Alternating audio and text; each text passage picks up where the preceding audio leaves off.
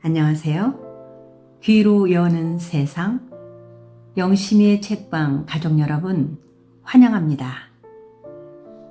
오늘의 작품은 문순태 작가의 타오르는 강입니다. 제1부 대지의 꿈을 함께 감상하시겠습니다. 타오르는 강, 문순태.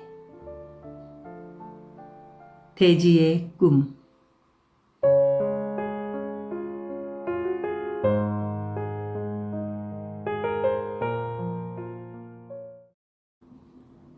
그러고 보니 마누라 삼을 욕심으로 병자를 얻고 의원을 찾아가는구만요. 대부리가 손팔만의 속마음을 알았다는 투로 내지르자, 안 그래도 이 여자를 좋아해왔단 말이시. 말바우 애미가 나를 거들떠보지도 않기에 이 여자를 점 찍었었어. 손팔만은 숨기지 않고 말을 뱉으면서 나룻배가 오는 물목을 바라보았다. 찰부락 찰부락 물살을 가르면서 나룻배가 건너오고 있었다.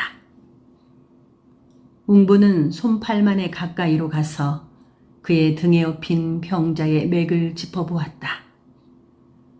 물기가 쫙 빠져 뼈에 살가죽만 붙어있는 병자의 손목은 겨룹처럼 가늘었다. 맥박도 희미했다. 어렵겠어요. 웅부가 손팔만을 보며 나지막한 목소리로 말했다. 병든 여자를 살리려고 나주까지 의원을 찾아가기 위해 나룻배를 기다리는 손팔만이 전혀 다른 사람으로 보였다. 걸핏하면 행티나 부리고 매일 장취로 술에 취해 여자를 꼬드기는 데만 머리를 써온 인정머리라고는 담배 씨만큼도 없는 막된 사람으로 알고 있던 그가 이유야 어쨌든 숲속에 버려진 병자를 살리겠다고 서둘러대는 것이 갑자기 부처님처럼 거룩하게 보였다. 의원을 찾아가도 어렵겠어요. 웅부가 다시 말하자, 약조를 했단 말이요. 하고 큰 소리로 말했다. 약조라니요? 아까 숲속에서 살려주기만 하면 내 예펜 나가 되겠다고 그런 말을 했어요? 내가 왜 거짓말을 하겠어? 허나 시방은 신음소리도 못 내는걸요? 아니요, 잠들었을 거요. 배가 나루터 가까이 왔다. 나룻배를 기다리던 사람들이 배에 오르기 위해 서둘렀다. 병자는 안 돼요. 배를 기다리던 사람들 중에서 고수머리에 우락부락하게 생긴 사내가 손팔만을 찍어보며 내질렀다. 아니 뭐요? 손팔만은 병자를 업은 채 우르르 고수머리를 향해 달려들었다. 손씨, 참으시오. 내가 배에 태워 죽었어요. 대부리가 나서서 손팔만의 앞을 가로막았다.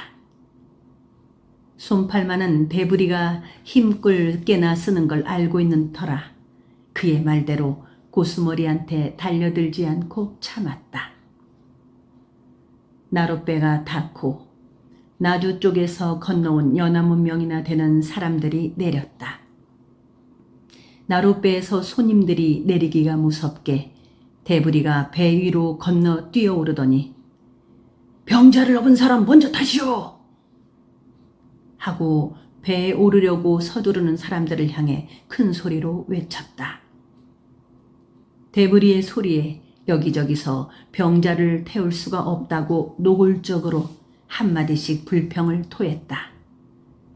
그 사이 배를 기다리던 연하무 명이나 되는 사람들은 서로 먼저 배에 오르려고 이물 쪽으로 몰려들었으나 웅부가 두 팔을 벌려 이들을 가로막아 섰고 그 사이에 병자를 업은 손팔만이가 대부리의 부추김을 받으며 배에 두 발을 모두 들여 넣었다. 병자를 업은 손팔마니가 배에 오르자 서로 먼저 배를 타려고 이물 쪽으로 우르르 몰려들었던 사람들이 주춤 물러섰다. 병자와는 한 배에 탈 수가 없다는 생각을 한 것이다. 이때 웅보가 천천히 배에 오르며 탈 사람 없수! 하고 주춤 물러선 사람들을 향해 소리쳤다. 아무도 배에 오르려고 하지 않았다. 영감님, 노를 저으시오. 대부리가 고물 쪽에 가서 댕돌같이 앉으며 눈이 왕방울 같은 늙은 사공을 재촉했다. 언젠가 웅보가 쌀분이와 함께 양진사 댁에서 도망쳐 나올 때 배를 되돌렸던 바로 그 사공이었다. 나 못 가겠수다. 사공이 땡땡하게 매달린 눈으로 배에 올라와 있는 그들을 하나씩 찍어보며 퉁명스럽게 말했다.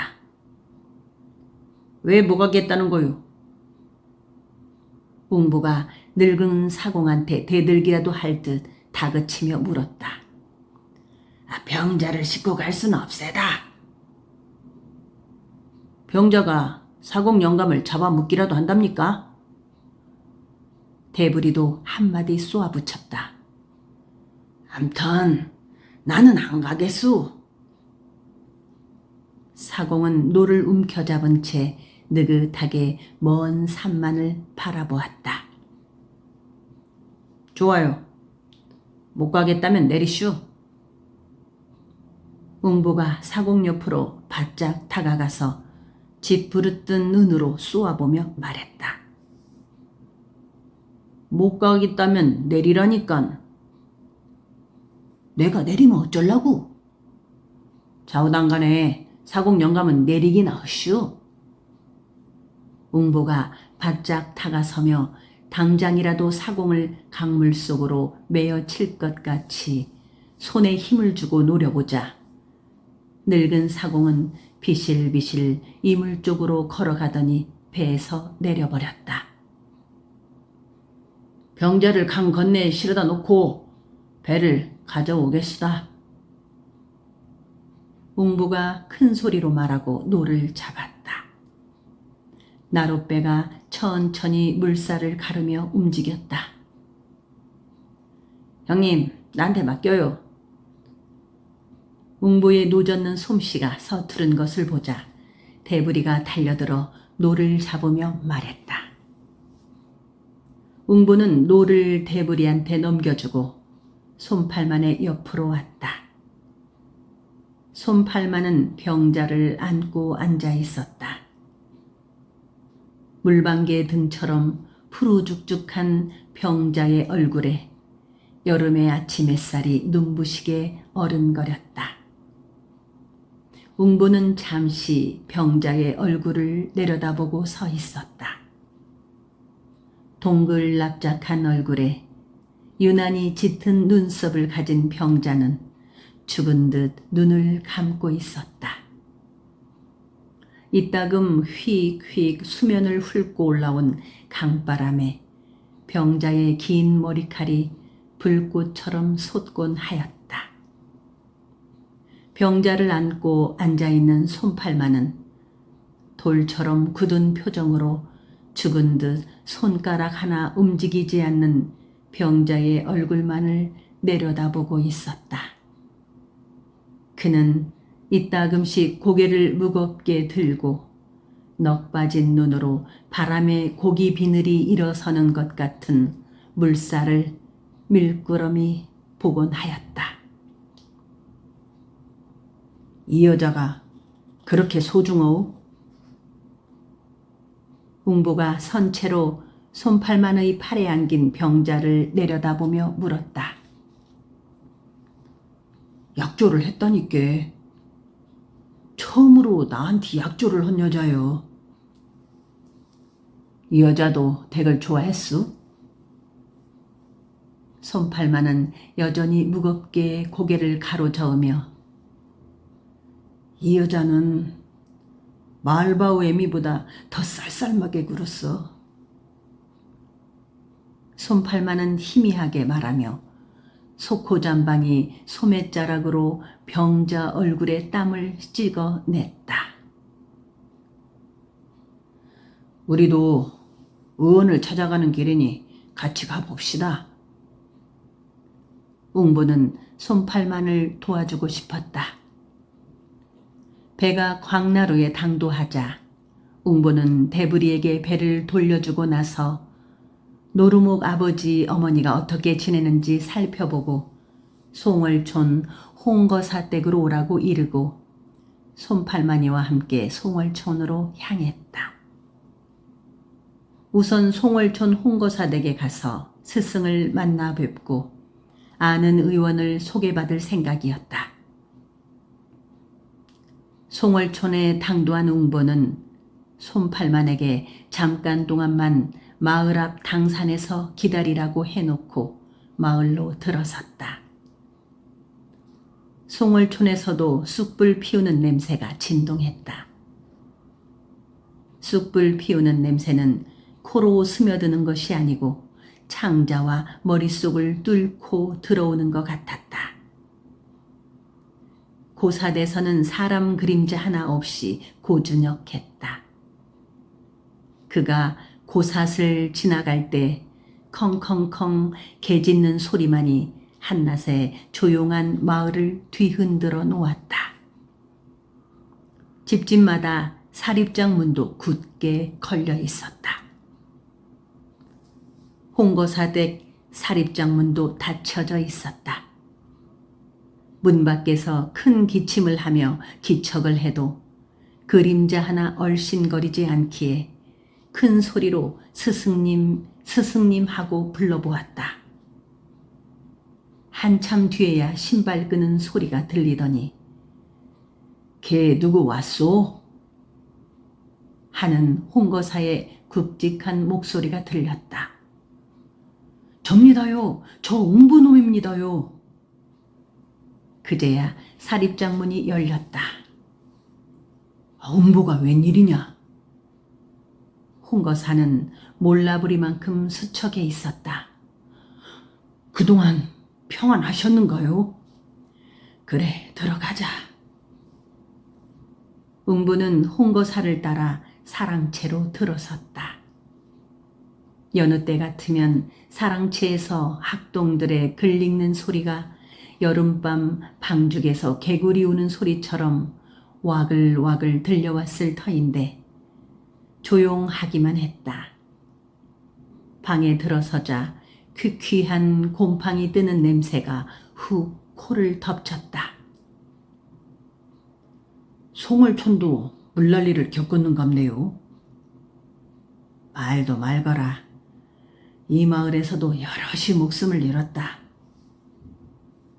홍거사는 초췌한 얼굴로 한동안 웅보를 바라보는 것 같더니 그동안 어떻게 지냈느냐 하고 물었다.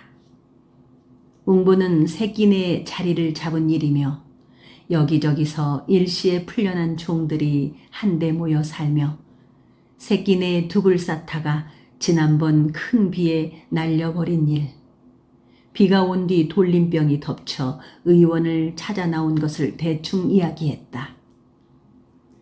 그런데 의원을 만날 수 있을까요? 글쎄다. 곳곳이 돌림병이 시달리고 있으니 어디를 가면 의원을 만날 수 있을까요? 스승님과 교분이 있는 의원을 한번 소개시켜 주십시오. 내가 아는 의원이란 금세동 사는 양치수라는 사람뿐인데 가보나 마나 그것도 돌림병이 퍼졌을 텐데. 홍거사의 말에 웅보는 벌떡 일어섰다. 금세동이라면 송월촌에서 그리 멀지 않은 곳이었다. 노루목을 맞바라기로 건너다 보면서 비가 오는 날 밤에는 언제나 아기 울음소리가 난다는 할미산 너덜공 모퉁이를 안고 돌아 다시 금성산을 향해 들어가면 넓은 들이 펼쳐져 있는 데가 바로 그곳이 금세동이었다. 댕겨와야겠구먼요. 금세동으로 가려고? 한시가 급합니다요. 금세동에 가서 양의원을 만나면 어찌할 생각이냐. 스승님 말씀 드리고요. 새끼네로 모셔가야지요. 못 가겠다면은 억지로 업어서라도 모시고 가야 합니다요. 새끼네가 아주 심한 모양이구나. 새끼네뿐이 아니고 선창, 불엄의 개태, 망자가 여러 생겼습니다요. 양의원을 만나면 내 말부터 하거라. 그 사람은 유이기 때문에 재물에는 욕심이 없는 사람이다. 그럼 가보겠습니다. 지 아우놈과 스승님 댁에서 만나기로 했습니다요. 지가 돌아올 동안 잠시 스승님 댁에서 머물도록 해주십시오. 그렇게 이러마. 웅부는 서둘러 홍거사 집에서 나와 솜팔만이가 기다리고 있을 당산으로 숨가쁘게 뛰어갔다. 솜팔만은 병자를 느티나무 그늘 밑 펀펀한 당산돌에 눕혀놓고 실성한 사람처럼 당산나무를 보듬고 돌고 있다가 숨가쁘게 뛰어오는 웅보를 보고 그래, 의원은 있던가? 하고 큰 소리로 물었다. 금세동에 의원이 있답니다. 제 스승님이 잘 아는 분입니다. 웅보는 솜팔만에게 말하고 숨 돌릴 겨를도 없이 논뚝길을 무질러 영산강을 거슬러 올라갔다. 솜팔만이도 다시 병자를 업고 웅보 뒤를 따랐다. 마음 같아서는 잠시라도 노루목에 들러 부모님 얼굴이라도 뵙고 가고 싶었지만 양의원을 만나는 일이 급하기도 하였거니와 전자의 진사마님과 뜨악한 일도 있고 해서 노루목 어귀 늙은 팽나무를 멀찍하게 바라보면서 그냥 강을 따라 올라가다가 양의원이 사는 금세동으로 꺾어 들었다. 강바람이 시원했다. 여느 때 같으면 고기잡이꾼들이 강에 늘비하게 모여들었을 터이지만 돌림병 때문에 사람의 그림자를 찾아볼 수가 없었다. 금세동은 노루목에서 그리 멀지 않은 곳이다. 노루목 앞에서 금성산을 맞바라기로 스쳐 밋밋한 등성이 자락을 보듬고 왼쪽으로 접어들면 진흙바위 아래 아름드리 귀목나무들이 듬성듬성 늘어서 있는 마을이 바로 금세동이다.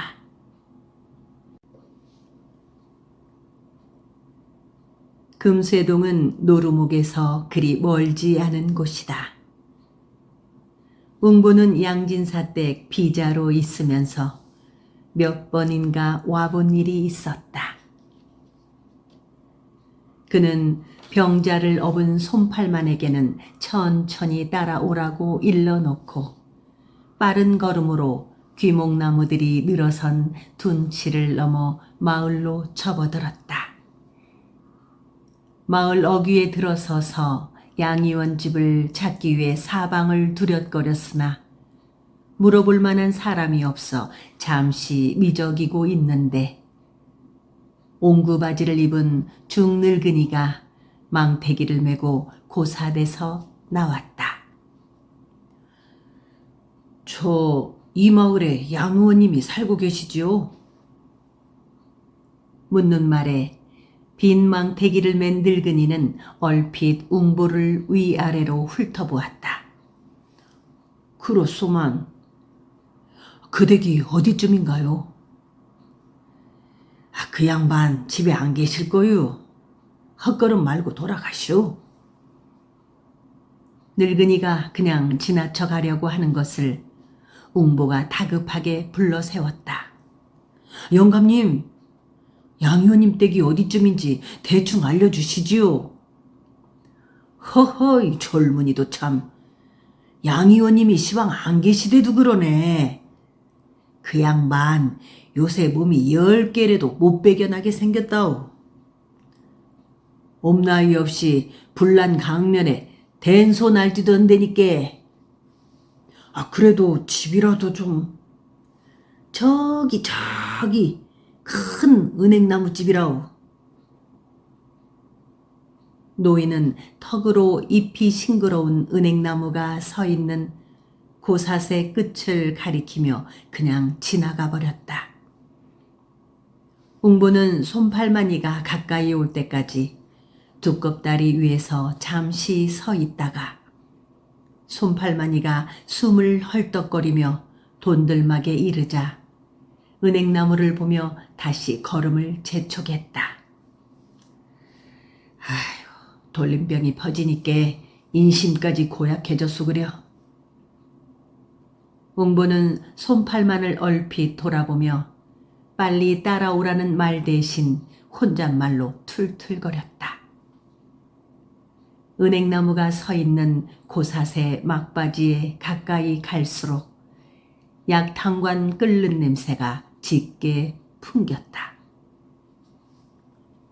웅보가 열려있는 살인문 안으로 쑥 들어서자 널찍한 마당에 한 귀퉁이 감나무 그늘 평상에 병자들 4대씩 누워 있었고 병자들을 구안하기 위해 따라온 듯 싶은 가족들이 땅바닥에 가만히 짝을 깔고 앉아 자울자울 졸고 있었다. 양 의원님 계신가요? 마당 한가운데에 서서 집안을 두렵거리던 웅보는 때마침 빨간 맨드라미 꽃이 피어있는 샘에서 두멍에 물을 길어 붓고 있는 앙바트만 키에 어울리지 않게 머리를 길게 따 늘린 방울이 나이 또래의 처자에게 큰 소리로 물었다. 아버님 안 계셔요. 처자는 웅보를 보지도 않고 두레박질을 하면서 건성으로 대답했다. 아이고, 멀리 가셨나며? 다 죽어가는 병자가 생겨서. 손팔마니가 병자를 업고 웅보 가까이 바짝 다가서며 울먹이는 목소리로 물었다.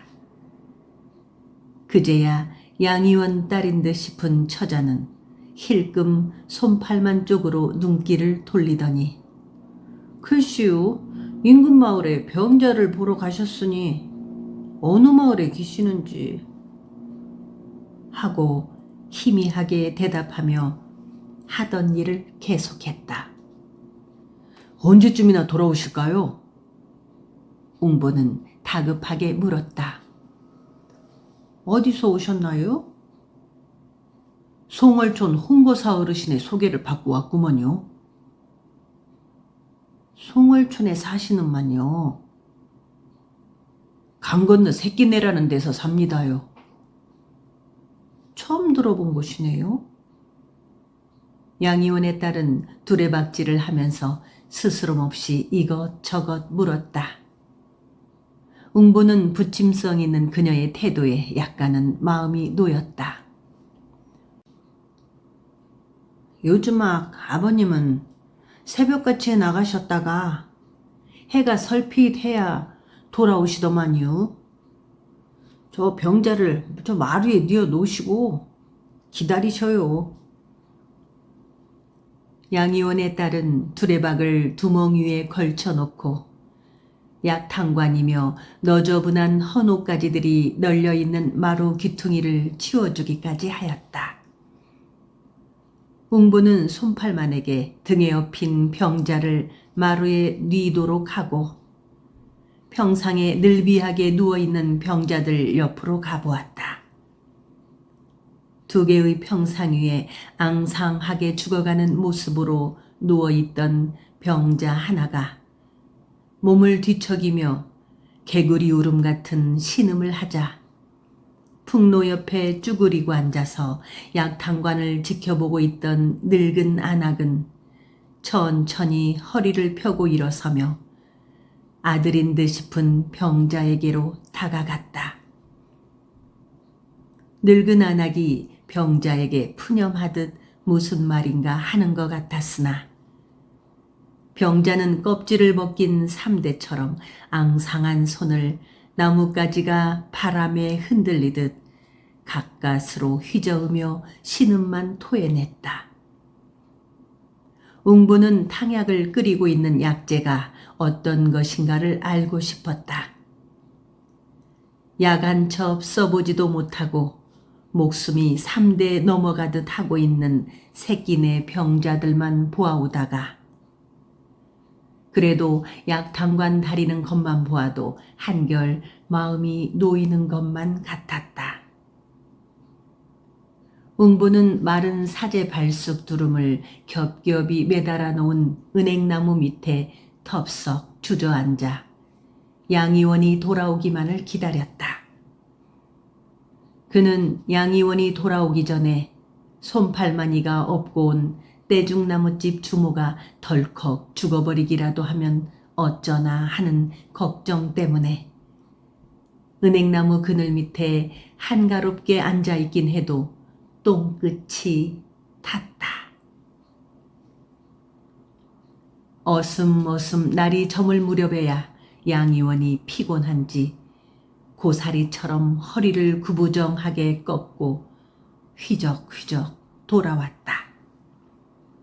두 어깨가 축 늘어져 집 안으로 들어선 그는 옷을 갈아입기도 전에 평상에 누워있는 병자들에게로 가서 진맥을 해보고 병자를 구안하는 가족들한테 병자의 증세를 자상하게 물어보았다. 지금도 입속이 깔깔한가? 양의원은 평상 모서리에 비스시 모로 누워있는 몸피가 작은 젊은 병자에게 물었다. 아직도 온몸이 빨래를 쥐어짠 것 모양 나른하고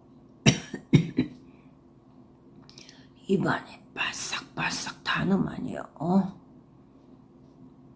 눈이 퀭하게 들어간 젊은 병자가 힘없는 목소리로 대답했다. 설사는 몇 차례나 했는가? 어저께보다는 줄어든 것 같으나 오늘도 대여섯 번이나 뒷간을 들락거렸구만요. 자네는 이틀만 지나면 낫겠네. 양의원은 다시 나이가 많은 노인의 맥을 짚어보았다. 이제 설사가 멎었지요? 병구안을 하고 있는 젊은 안악에게 물었다. 아무것도 잡수지 않았구먼요. 목이 마르시다기에 의원님 말씀대로 보리차 끓인 것만 숟갈로 떠넣어 드렸네요. 딸인 듯 싶은 젊은 안악의 말을 들으면서 양의원은 병자의 입을 벌리게 하여 설태가 낀 혓바닥을 짜짜시 들여다보았다. 배가 아프다고는 안 하시던가요? 그런 말씀은 안 하셨어요. 토하지도 않고 탕약을 잡수더니 끼역끼역 토하셨어요. 그렇다면 됐구만. 이제 걱정할 거 없소. 양의원은 피로에 찌든 얼굴에 가벼운 웃음을 떠올리며 말했다.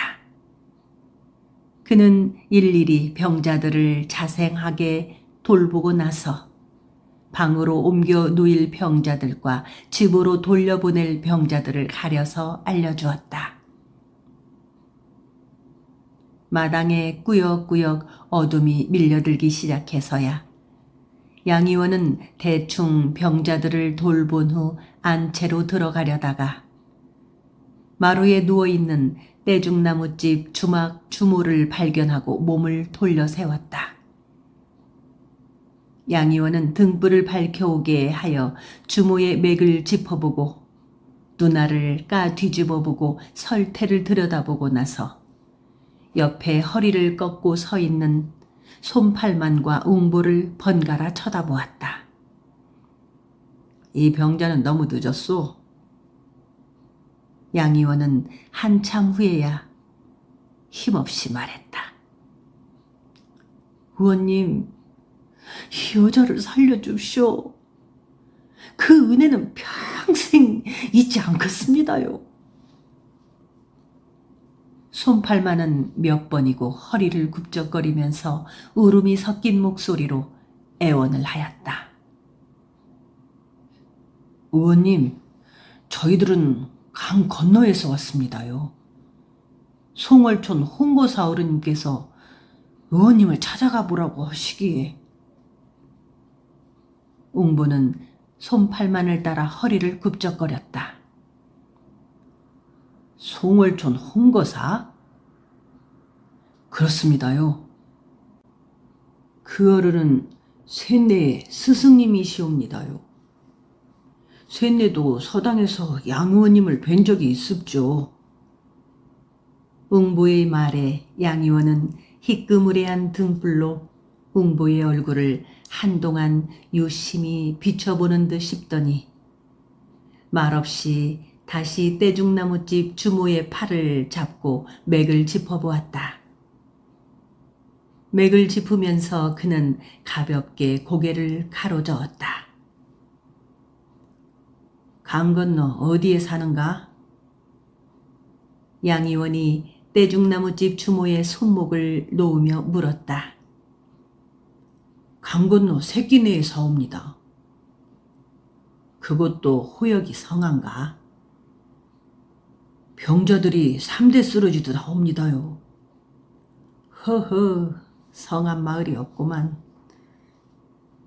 1000번 만번 죄송한 말씀이오나 저희 마을을 좀 살려주시오요. 허락만 계시면 의원님을 쇳내가 업어서라도 모시고 가겠습니다. 웅보는 양의원 옆으로 바짝 다가서며 숨 넘어가는 목소리로 말했다. 의원님, 제발 이 여자를 살려주시오. 이 여자만 살려주시면 소인 머리털을 뽑아서 신을 삼아드리겠습니다요. 옆에 있던 솜팔만이가 다시 우는 소리를 하였다.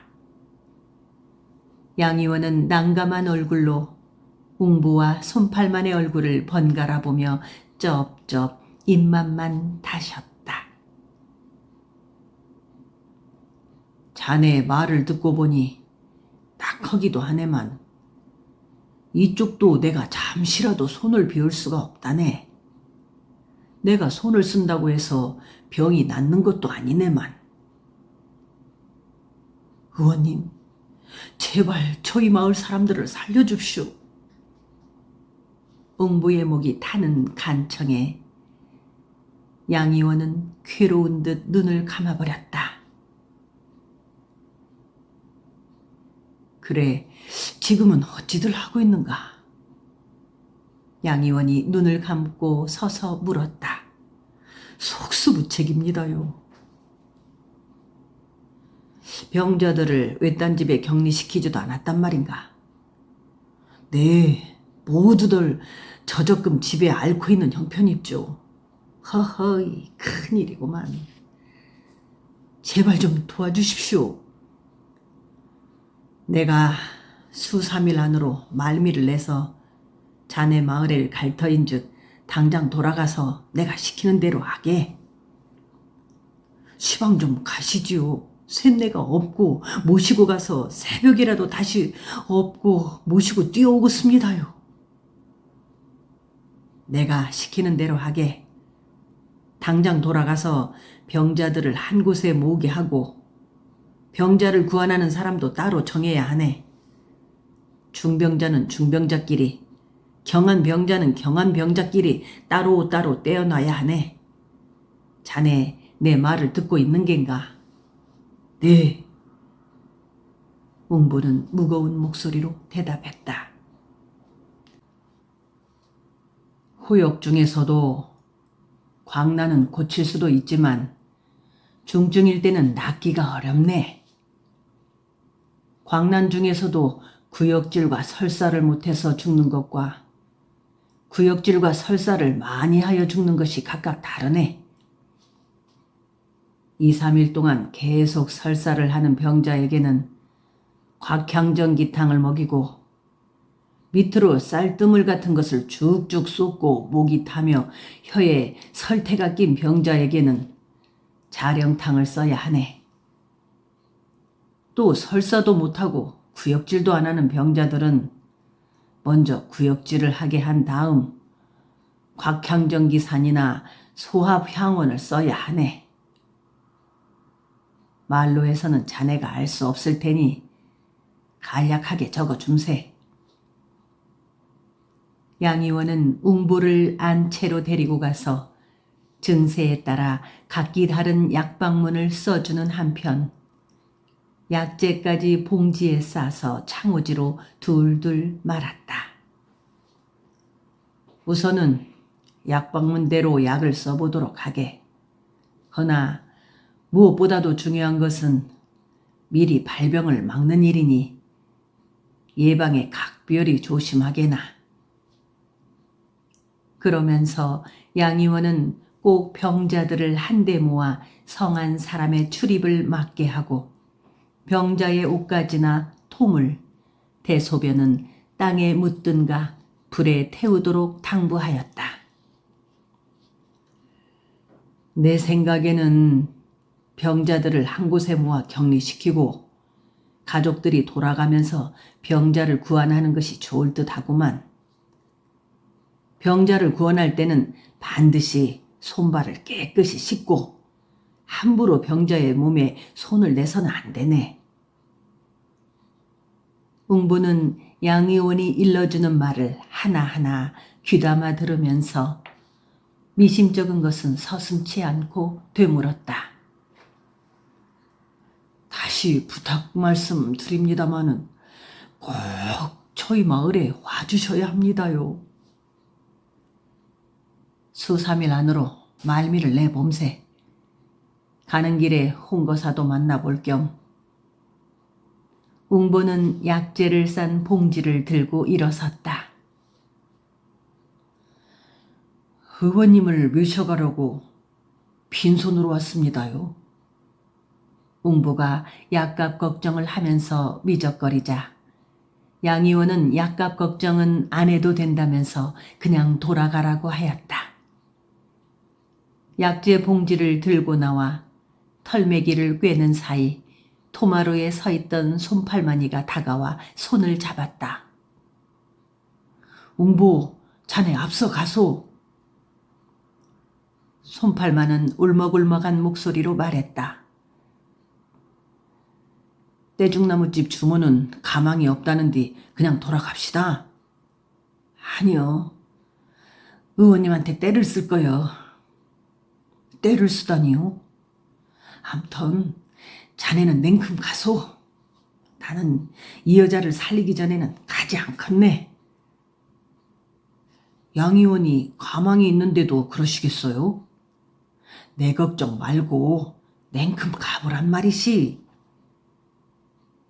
손팔마는 버럭 성질을 곤두세우고 돌아서서는 마루 끝에 누워있는 주모 옆으로 가버렸다. 웅보 생각에 콧두레를 꿰어서 끌고 간다고 해도 따라 나설 것 같지가 않기에 손팔만에게 몸조심하라는 말만 남기고 양의원 집을 나와 어둠 속에 몸을 던졌다.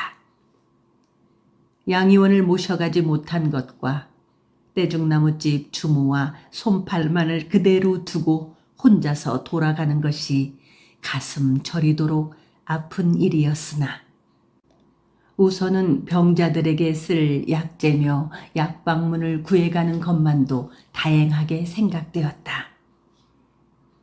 웅보는 별을 등불 삼아 하늘을 쳐다보며 강을 따라 내려갔다. 밤하늘의 별을 보면서 그는 문득 할아버지의 말을 떠올렸다. 언젠가 할아버지는 영산강에 밤고기를 잡으러 갔을 때 하늘을 황홀하게 수놓은 별을 쳐다보면서 양반들은 죽어서 구더기가 되고 종놈들은 죽어서 하늘의 별이 된단다 하고 말했었다. 할아버지의 말이 쉽게 납득이 되지 않았던 웅보는 할아버지한테 왜 양반은 죽어서 구더기가 되는 거냐고 물었다. 양반들이란 욕심이 너무 많아서 그렇단다. 영산강은 메워도 양반들 욕심은 못 채울 기다. 그들은 같이 우물을 파고도 자기 혼자만 마시려고 욕심을 부리는 사람들이란다. 늘 남보다 더 부자가 되고 싶고 남보다 더 권세를 잡고 싶고 남보다 더 천한 사람들을 짓밟고 싶은 사람들이 양반이다. 그렇게 욕심이 많으니 구더기가 돼야 하지 않겠냐. 양반들이 죽어서 구더기가 안 된다면 하늘님이 안 계시는 거지. 할아버지의 긴 말을 듣고서야 웅보는 어렴풋하게나마 머릿속에 잡혀오는 것이 있었다. 할아버지는 죽으면 별이 되겠네? 웅보는 그렇게 물으면서 어두운 밤하늘에 잘 익은 뱀딸기처럼 빨갛게 박힌 별들을 쳐다보았다. 그리고 그는 마음속으로 기왕이면 할아버지가 죽으면 북두칠성처럼 찾아보기 쉽게 가장 큰 별이 되어 주었으면 하고 마음속으로 빌었다. 이마에 불도장이 찍혀 쉽게 알아볼 수 있는 것처럼.